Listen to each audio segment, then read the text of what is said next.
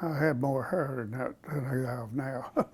He's 18 in this photo, Yeah. a senior at Salem High School in Livingston County, Kentucky, a young man Certificate here of, with a big life ahead. people told me, says, you can't be a Marine. And of course that turned something on. Rubel Ramage left school, started working toward his GED, and in January of 1950, he became a Marine. That's me here taking the oath of enlistment. It was a time of peace, but not for long. North Korea invaded South Korea, and Ramage was called into action. I was the gunner on gun number 4 in the battery of 6 guns. The Battle of Chosin Reservoir. Bitter temps, brutal terrain. Getting to the top of the hill wasn't easy. We had, I remember, small arms fire, kicking in the snow and throwing snow around. If you stopped moving, you froze. Move too much, you get hit. The Chinese did come up the hill, and they got within just 6-10 feet from us, really. And I was throwing grenades, and I can remember to this day what one of them looked like under the illumination that was still being fired into the sky. When did you start opening up and sharing your story? Did you share it right away, or did it take a while to open up? Today, more than any other time, I guess. I've shared more with you, I guess, than I have with Monica, my daughter, and my wife over the years.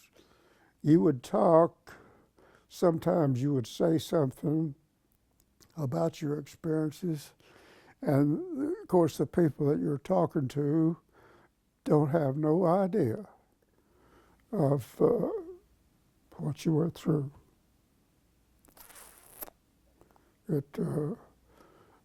There's things that you like to forget, things that you wish never happened. But you can't deny that they did. But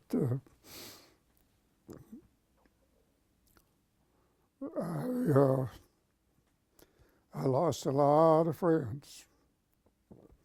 And when we go back to that hill that I was on and around the Chosin Reservoir, we had people that was injured, wounded, and killed that you never forget. Excuse me. Ramage survived. He's now known as one of the chosen few. I remember it was dark. We ended up talking for hours about his life in the Marines. This was my wife. Marrying his high school sweetheart, starting a family with her, getting out of the military, then getting right back into it, becoming a recruiter, a drill instructor, his time stationed at Okinawa.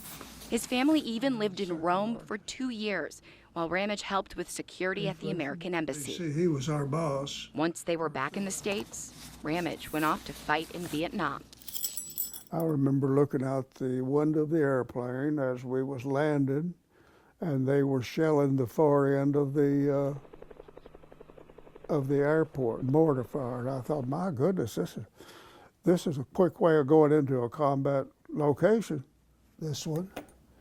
This is the United Nations. In 1970, after 2 decades of service, Ramage retired from the United States Marine Corps. But you know the saying, once a Marine, always a Marine. Well, that's true. That's true. I catch myself every day of doing something that I learned. For one thing, it's my belt buckle. When I dress, you have what they call a military line. 88 years old. Bring back a lot of memories. And still following dress code. Years just wearing this blue uniform when I was on recruited duty, and I wore it in some